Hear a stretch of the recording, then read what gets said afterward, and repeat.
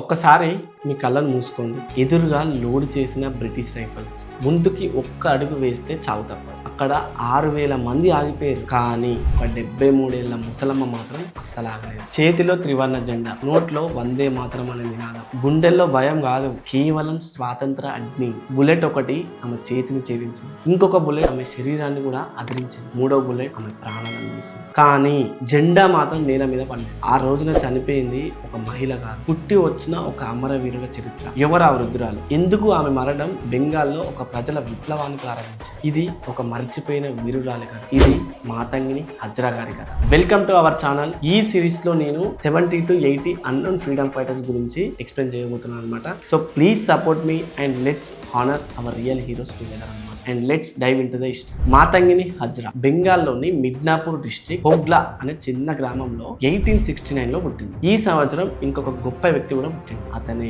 మహాత్మా గాంధీ గారు. ఇద్దరి జననం ఒకటే సంవత్సరం, ఇద్దరి గమ్యం ఒకటే, ఫ్రీడమ్. కానీ వాళ్ళ కథలు వేరు. మాతంగిని గారి కుటుంబం చాలా పేద కుటుంబం. చదువుకోవడానికి డబ్బు లేదు, కనీసం సరిగా తినడానికి తిండి కూడా లేని పరిస్థితి. అప్పట్లో ఆచారాల ప్రకారం ఆమెకు చాలా చిన్న వయసు ఉన్నప్పుడే, అంటే కనీసం పెళ్ళంటే ఏందో తెలియని వయసులోనే 60 ఏళ్ల వృద్ధులతో పెళ్లి చేసి ఆమెకు 18 ఏళ్ళు వచ్చేసరికి ఆమె భర్త చనిపోయింది. చిన్నప్పుడే విధవ, అంటే విడో అయిపోయింది. పిల్లలు లేరు, ఆమెకి ఆస్తి కూడా లేదు. సమాజం ఆమెను చాలా చులకనగా చూసేది. ఒంటరిగా ఒక చిన్న గుడిసెలో ఇతరులకు సహాయం చేస్తూ ఆమె తన జీవితాన్ని గడుపుతుంది. ఎవరైనా అనుకుంటారా ఇలాంటి ఒక చిన్న ఆడపడుచు స్వాతంత్ర ఉద్యమంలో ఏం చేస్తుందని? కానీ అక్కడే చరిత్ర తన రాత మార్చేసింది. 1905 లో బెంగాల్ పార్టీషన్ జరిగినప్పుడు దేశవ్యాప్తంగా జాల రగిలింది. కానీ మాతంగిని గారికి అసలైన టర్నింగ్ పాయింట్ 1930లో వచ్చింది. అప్పుడు ఆమె వయసు కేవలం 61 ఏళ్ళు. మహాత్మా గాంధీ గారి సివిల్ డిసోబీడియన్స్ మూవ్మెంట్ ఉంది కదా, ఈ వార్త ఆమె ఎక్కడైతే ఉంటుందో వాళ్ళ పల్లెటూరు వరకు చేరింది. గాంధీ గారి మాటలు ఆమెకు ఒక కొత్త ప్రాణం పోసినాయి. తనకు ఎవరూ లేరు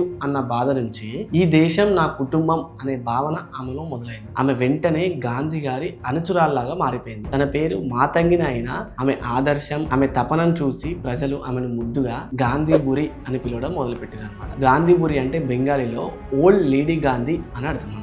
ఆమె చెరక అంటే స్పిన్నింగ్ వీల్ ఉంటుంది కదా, దాన్ని వాడేది. ఖాదీ బట్టలు మాత్రమే వేసుకునేది. 1932లో సాల్ట్ సత్యాగ్రహంలో పాల్గొన్నందుకు బ్రిటిష్ వాళ్ళు ఆమెను అరెస్ట్ చేసేసారు. కానీ ముసలావిడని కూడా చూడకుండా బహరంపూర్ జైల్లో ఆమెను బంధించేసారు. ఒకసారి ఊహించుకోండి, 60+ ఇయర్స్ ఏజ్ లో పేదరికంలో ఉన్న ఒక ముసలావిడ జైలుకి వెళ్ళడానికి భయపడలేదు. జైలు నుంచి బయటికి వచ్చాక ఆమె ఆగిపోయిందా అంటే అస్సలు లేదు. ఆమె పోరాటం ఇంకా గట్టిగా స్టార్ట్ చేసింది. అండ్ ఇప్పుడు మనం హిస్టరీలోనే మోస్ట్ క్రూషియల్ డే గురించి మాట్లాడుకుందాం. అదే ఆగస్ట్ 1942. గాంధీ గారు do or die 15 day movement ని స్టార్ట్ చేసింది. దేశం మొత్తం అడ్డుగుండలాగా మారిపోయింది. బ్రిటిష్ వాళ్ళు కాంగ్రెస్ నాయకులను అందరినీ జైల్లో పెట్టేసారు. అప్పుడు బెంగాల్లోని తమ్లుక్ ప్రజలు ఒక నిర్ణయం తీసుకున్నారు. తమ్లుక్ పోలీస్ స్టేషన్ ని అండ్ కోర్ట్ ని ఆక్రమించాలి. బ్రిటిష్ వాళ్ళ పాలన ఇక్కడనే ఆగిపోవాలని చెప్పి ఫిక్స్ అయిపోయింది. సెప్టెంబర్ 29, 1942 దగ్గర 6,000 మంది ప్రజలు, అందులో ఎక్కువ శాతం ఆడవాళ్ళే, తమ్లుక్ పోలీస్ స్టేషన్ వైపు మార్చ్ చేయడం స్టార్ట్ చేసింది. నేను వీడియో స్టార్టింగ్ లో ఒక సీన్ చెప్పిన కదా, ఆ సీన్ ఇదే, జాగ్రత్తగా ఉండండి. బ్రిటిష్ పోలీసులు రోడ్లు మొత్తం బ్లాక్ చేశారు, గన్లు పాయింట్ చేసి ఉన్నాయి. ఎవ్వరు ముందుకు వెళ్ళలేరు. అప్పుడు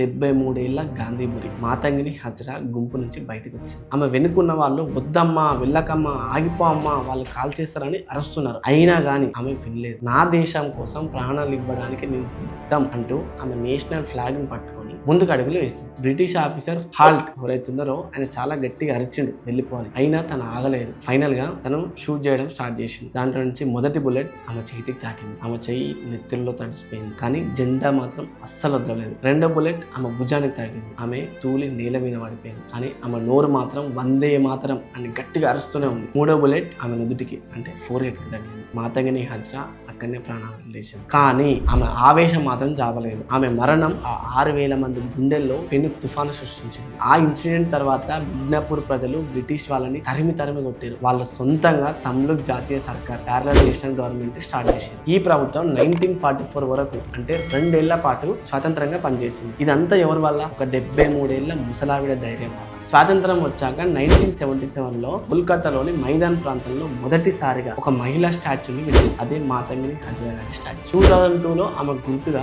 ఇండియన్ పోస్టల్ డిపార్ట్మెంట్ లో ఒక స్టాంప్ ని కూడా రిలీజ్ చేసింది. మనం హిస్టరీ బుక్స్ లో చాలా మంది పెద్ద నాయకుల గురించి చదువుకుంటాం. కానీ మాతంగిని హజ్రా లాంటి మట్టి బిడ్డ, ఎవరి సపోర్ట్ లేని ఒక వృద్ధురాలు తన దేశం కోసం చూపించిన త్యాగం మాత్రం అనిర్వచనీయం, అంటే ఇండిస్క్రైబుల్. ఈ రోజు మనం ఇంత ప్రశాంతంగా ఈ దేశంలో బతుకుతున్నామంటే ఆ రోజు మాతంగిని హజరా గారి లాంటి వారు చిందించిన రక్తమే కారణం. సో దీనికి మీరందరూ ఏకీభవించాల్సిందే. ఈ వీడియో మీకు ఎలా అనిపించింది? మాతంగిని హజరా గారి కథ మీకు ముందే తెలుసా? ఒకవేళ తెలిస్తే కింద కామెంట్స్ లో ఎస్ అని కామెంట్ చేయండి. ఇఫ్ ఇన్ కేస్ తెలియకపోతే ఈ వీడియోని అట్లీస్ట్ ఒక 10 మందికి షేర్ చేయండి. ఎందుకంటే ఇలాంటి మరిన్ని అన్సంగ్ హీరోస్ కథలు మనం తెలుసుకోవాలంటే ఈ వీడియోని మీరు ఖచ్చితంగా లైక్ చేయాల్సిందే. మన ఛానల్ ని ఖచ్చితంగా సబ్స్క్రైబ్ చేసుకోవాల్సిందే. ఎందుకంటే నేను ఈ సిరీస్ లో almost 70 to 80 members unknown freedom fighters గురించి ఎక్స్ప్లెయిన్ చేయబోతున్నాను అనమాట. సో ఖచ్చితంగా ఈ స్టోరీస్ మనకు తెలుసుకోవాల్సిన రెస్పాన్సిబిలిటీ మన మీద ఉంది. చూసారు కదా మాతంగిని హజరా గారి స్టోరీ ఎంత ఇన్స్పైరింగ్ ఉందో. సో ఇలాంటి స్టోరీస్ మన దగ్గర ఆల్మోస్ట్ 70 to 100+ ఉన్నాయన్నమాట. సో అవన్నీ మీ ముందుకు తీసుకురావడమే నా ఇంటెన్షన్. సో దయచేసి నాకు సపోర్ట్ చేయండి. వీడియోని ఖచ్చితంగా లైక్ చేయండి.